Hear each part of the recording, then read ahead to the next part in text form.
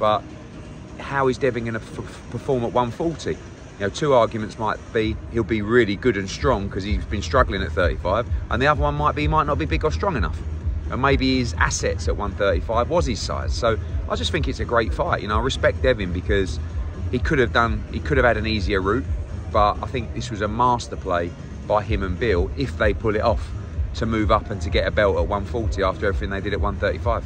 Would you say Prograis is the hardest puncher at 140? Yeah, I think so. I mean, you know, you got Regis, you got Teofimo. You know, I know Tank fluctuates between the weights, but yeah, I would say Regis is the hardest puncher. And you know, Devin, everyone likes to play back the Linares clip where he got rocked at the end of the round. This happens in boxing, but can he stand up to the firepower of Regis Prograis if he's getting hit flush? A lot of people think no, but you know, I guess his plan is not to get hit flush. Eddie, if Haney wins this fight, and I do believe he's a favorite, what would be the long-term plans with him? Because I think you have an option to match and whatnot. We'll make the Ryan Garcia fight. I mean, that's, you know, DAZN know that the winner of this fight should fight Ryan Garcia. I mean, Ryan Garcia is with DAZN, he's with Golden Boy. That fight is so easy to make right now, and I think whoever wins this fight, you know, if it's Devin Haney, if it's Regis Prograis, it's a February, it's a March fight in Vegas, in Los Angeles against Ryan Garcia, and it's a massive, massive fight for boxing. We got your friend Bob Arum to contend with. He apparently, him and Oscar have discussed Ryan and Teofimo for next year. Yeah, two different broadcasters, maybe, but you know, I think that the winner of this fight is the man at 140, because Teofimo, as good as his wins are, you never know what he's going to do. One of the problems with Teofimo Lopez, and this is a problem for Top Rank and ESPN, when you talk about that Heisman date, you can't rely on this guy to do a sensible deal for a fight. Like, you imagine trying to negotiate with Teofimo Lopez to fight Ryan Garcia. Can you imagine the numbers that he would pull from the sky? You know, with us, with Devin, we have the relationship where, you know, be sensible but get your worth. And I just think that it's a conversation that wouldn't take long to make that fight. People have been talking about Devin Haney, Ryan Garcia for a long time, and it's a mega fight. But you know, if Regis goes in and knocks Devin Haney out, all of a sudden he puts himself up there as a top pound-for-pound fighter himself. Well, you say this is for the man. You said this is for the man at 140. It's difficult because Teo technically was a lineal, right? Yeah, maybe. But then again, you know, Josh Taylor.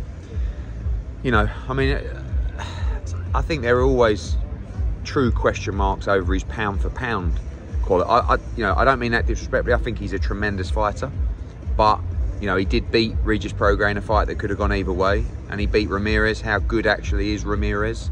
Still means Taylor's a top fighter, but I think you can't take anything away from Teofimo because, and I think when you look at Regis's performance against Zorilla, you know, Teofimo looked terrible in his performances before Josh Taylor, and then performed really well in the big fight, and I think Regis is the same kind of guy. What were your thoughts on Shakur turning down a 75-25 split to fight Haney for undisputed? Was that ever a real offer? Yeah, I believe so. Yeah, I mean, I wasn't part of it, but I think that sometimes Shakur Stevenson's in a tough spot, right? I think he may be pound for pound #1, right? I mean, I believe he may go on to be it. Yeah. He hasn't beaten the guys yet to say that he is, but yeah, and he's not the biggest draw around. I don't think that he's necessarily been promoted in the greatest fashion, but for some reason, and this is a bit like Crawford of the past, it just hasn't stuck in terms of the fan base. Do you know what I mean? So if you're fighting Shakur Stevenson, what you're doing is you're fighting one of the best fighters in boxing for not a lot of money, right? And we all know that a manager's job and a lawyer's job is to make as much money as possible against the easiest opponent out there. And that's very frustrating for a promoter, but that's the truth. So when your advisors are looking at it and saying, right, so we're gonna make, I don't know, 4 or 5 million to fight Shakur Stevenson, for what? It's a voluntary defence. You know, that's a fight that should be making these guys double figures. But if you're Shakur Stevenson, you also need to understand that you need a breakout fight like that.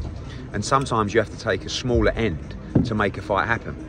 So, but Shakur's of the mindset where he's going, and maybe his team are saying, there's no way we're taking 25%. But what if you did take 25%? And what if you beat Devin Haney and you were undisputed at 135 and then you become a megastar?